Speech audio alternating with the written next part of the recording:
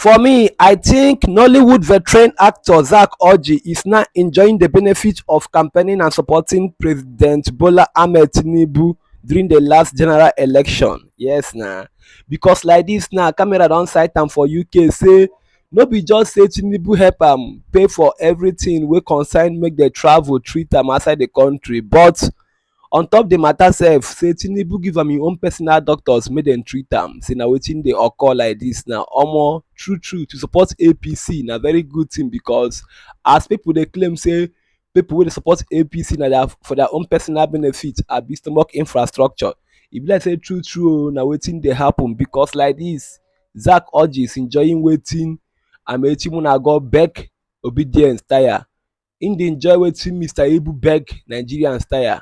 Like dis now you go see say if to say Mr. Ibu support APC, im for dey alive oo.